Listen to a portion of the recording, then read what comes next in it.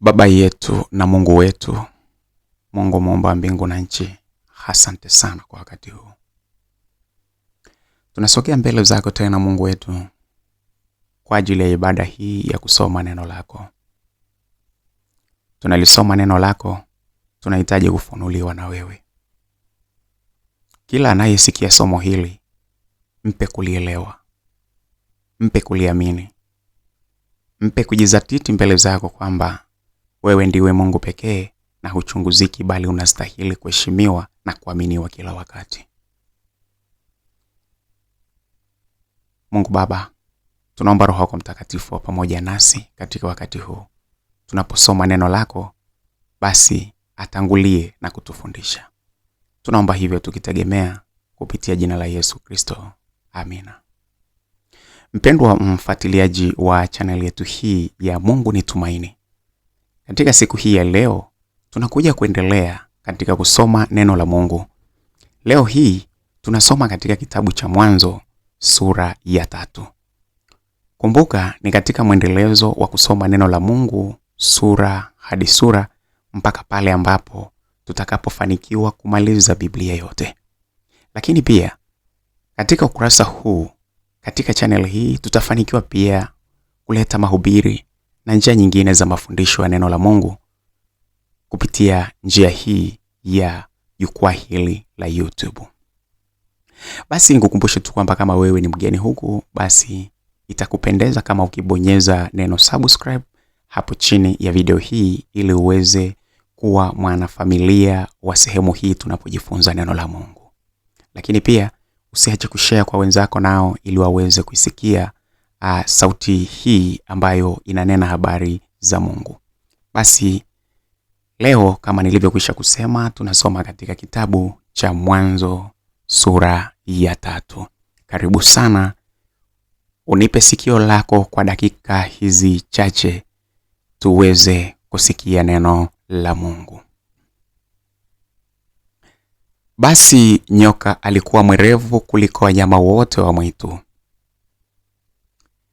aliowafanya Bwana Mungu. Akamwambia mwanamke,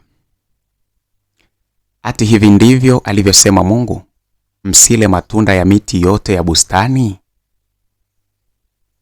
Mwanamke akamwambia nyoka, matunda ya miti ya bustanini twaweza kula, lakini matunda ya mti ulio katikati ya bustani Mungu amesema, msiyale wala msiyaguse, msije mkafa.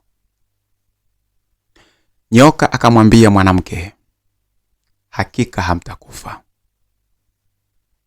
Kwa maana Mungu anajua ya kwamba siku mtakayokula matunda ya mti huo, mtafumbuliwa macho, nanyi mtakuwa kama Mungu, mkijua mema na mabaya.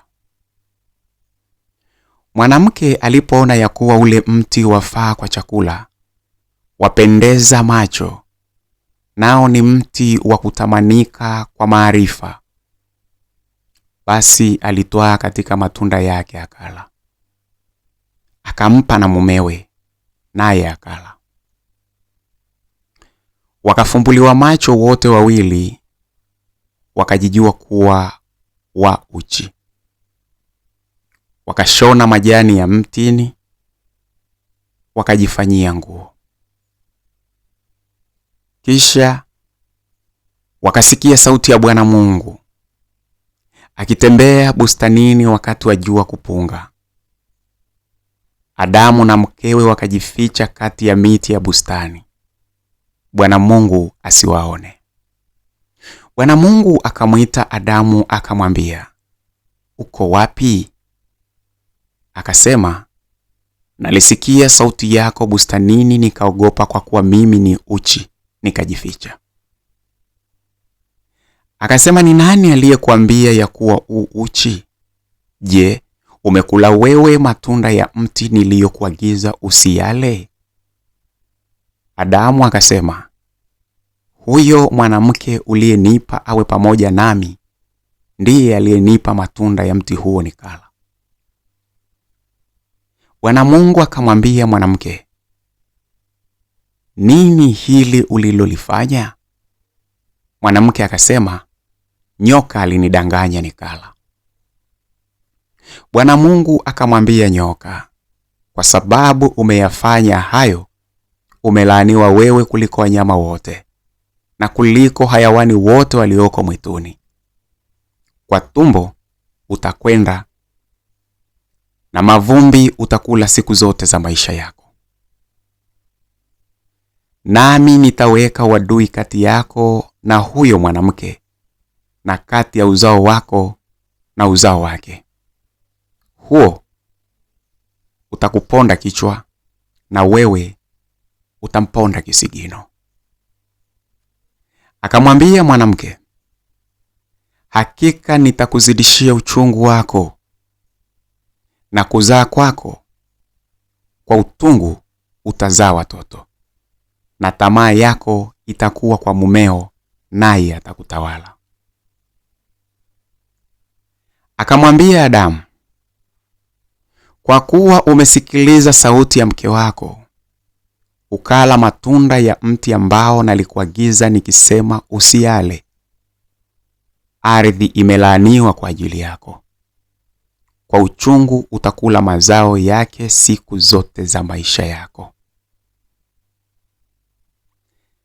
Michongoma na miiba itakuzalia, nawe utakula mboga za kondeni. Kwa jasho la uso wako utakula chakula, hata utakapoirudia ardhi, ambayo katika hiyo ulitwaliwa. Kwa maana mavumbi wewe, nawe mavumbini utarudi. Adamu akamwita mkewe jina lake Hawa, kwa kuwa yeye ndiye mama yao wote walio hai. Bwana Mungu akawafanyia Adamu na mkewe mavazi ya ngozi akawavika. Bwana Mungu akasema, basi huyu mtu amekuwa kama mmoja wetu kwa kujua mema na mabaya, na sasa asije akanyosha mkono wake akatoa matunda ya mti wa uzima akala akaishi milele. Kwa hiyo Bwana Mungu akamtoa katika bustani ya Edeni ailime ardhi ambayo katika hiyo alitwaliwa.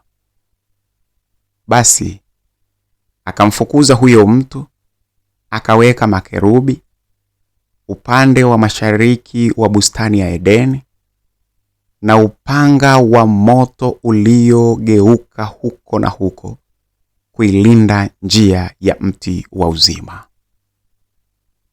Msikilizaji, hapo ndio mwisho wa sura ya 3 ya kitabu cha Mwanzo.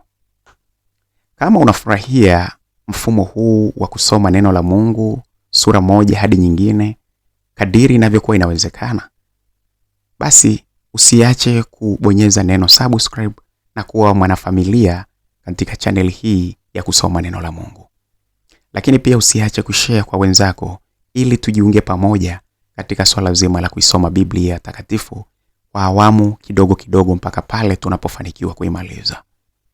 Usisite, usiache kabisa kutoa maoni yako, kama ni kupongeza juhudi hizi za kutaka kuisoma Biblia kwa njia ya namna ya kusoma kidogo kidogo, lakini pia usiache kutoa maoni yako kadiri unavyoona itapendeza zaidi. Ili tuzidi kuboresha kipindi chetu cha kusoma Biblia, tunahitaji pia maoni yako. Mungu akubariki sana unaichukua muda mfupi kwa ajili ya kujifunza neno la Mungu. Mwisho kabisa, neema ya Bwana wetu Yesu Kristo na upendo wa Mungu Baba na ushirika wa Roho Mtakatifu ukae pamoja na sisi sote sasa na hata milele. Amina.